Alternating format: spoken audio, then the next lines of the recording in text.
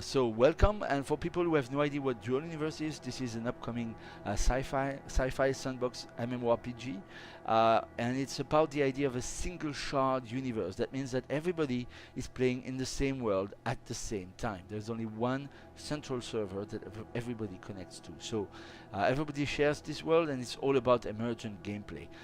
One other thing is that everything around you is completely player editable, player made. Actually, this ship is completely built by players. We've made a video where I actually demonstrate how this is going. But I want to show you today, how big the world is. So let's actually use gun mode full speed now to go into space and to give you a taste of how big and beautiful the Alioth planet is, the planet where you start from. So this is it. We are in space. You can see the space station over there, and we are going around the planet. Pretty cool. Here you have another planet that we saw on the ground. So this is real. It's very close to the first planet. This is just a demo setting. Again, we are saying we are in pre-alpha. This is a tech demo, so this is not the final setting for the game. But anyway, so you see this planet. I'm getting close to it, and I can seamlessly land on it. I'm going to take an angle so that I actually see the other planet on the horizon, which I find quite beautiful. Here we go. So you see how the details are loading progressively. This is how we manage the heavy rendering load that is associated with such huge worlds. So this is it. We are on this planet. I could land on it and modify the ground in the same way I did on the first planet. Everything is editable. I want to show you also how the sun can actually move. We are going to use this for day-night cycle. It's very beautiful. See how the sun is actually influencing the shadow on the other planet. This is all real time.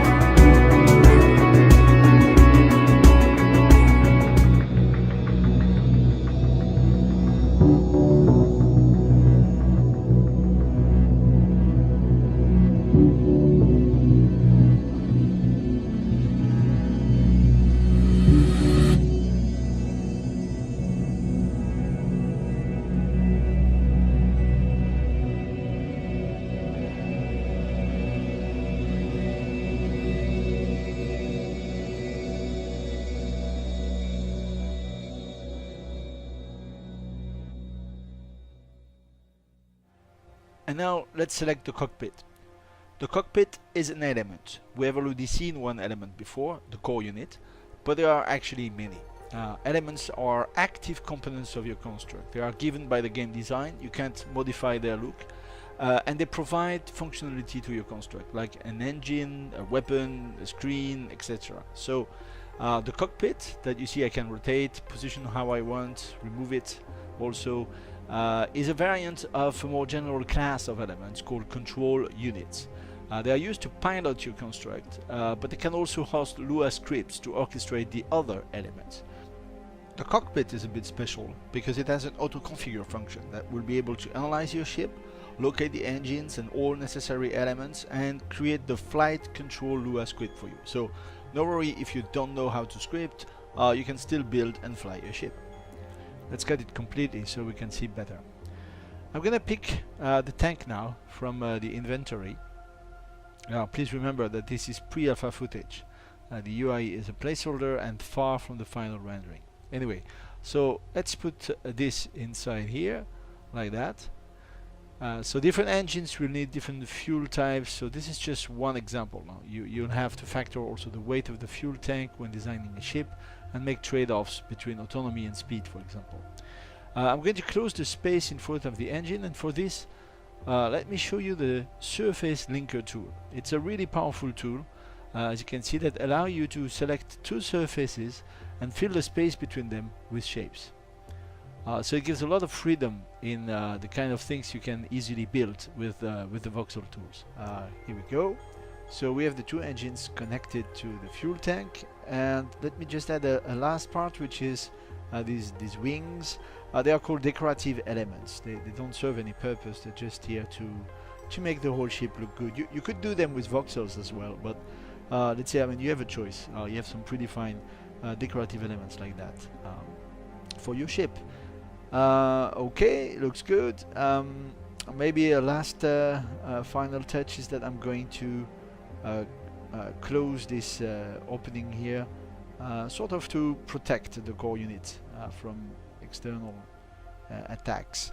And here we are, adjusters. So adjusters are those tiny elements which actually are engines, but they don't require any power or any energy to be functional. They don't have a lot of thrust power, but they are essential in getting your ship to be maneuverable, because they are going to be used by the scripting and by the auto-configure actually to create the forces to steer your ship in any direction, to make it turn basically.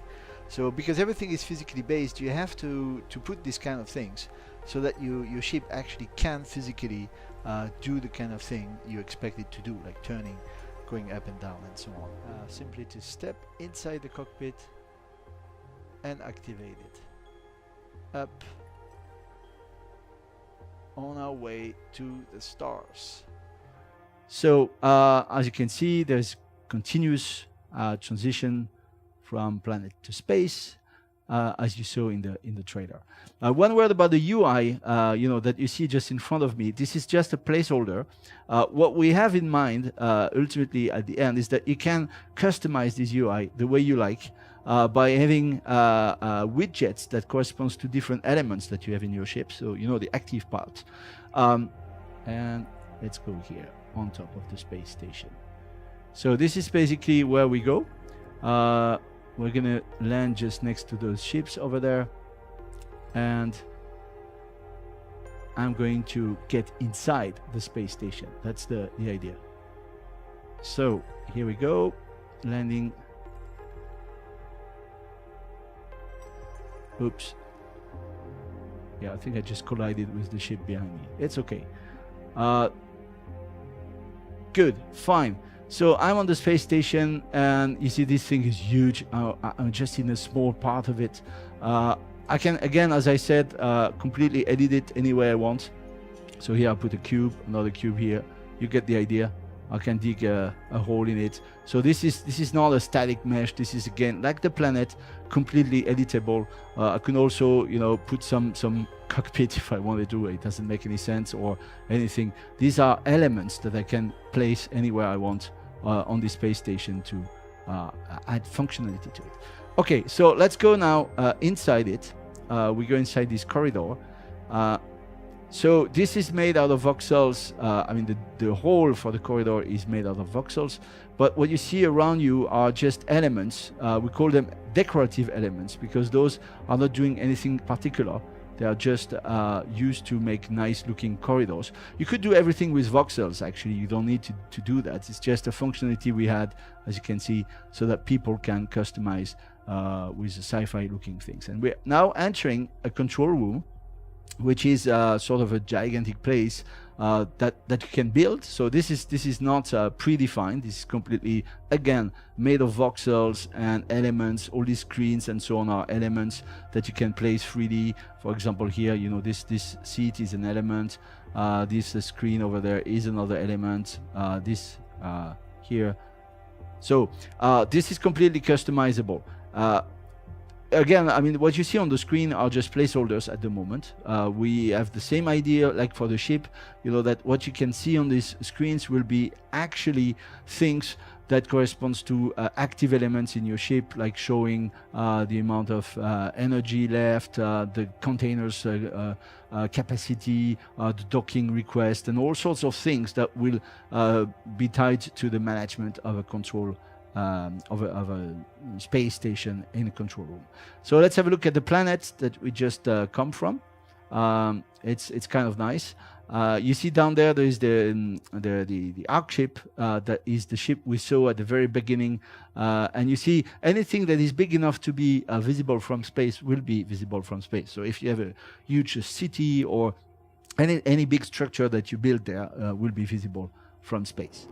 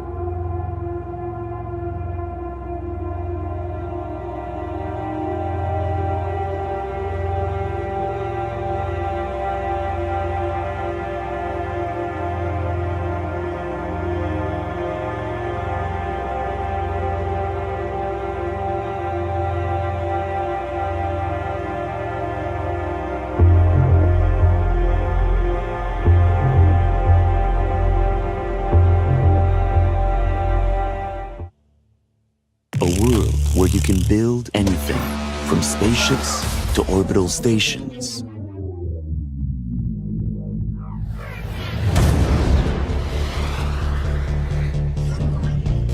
Explore, craft, trade, and conquer, all in one universe, shared by everyone at the same time.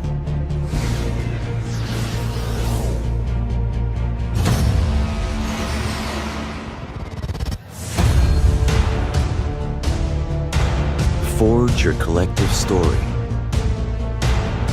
This is your world. Rebuild civilization together. Dual Universe. Support us on Kickstarter now.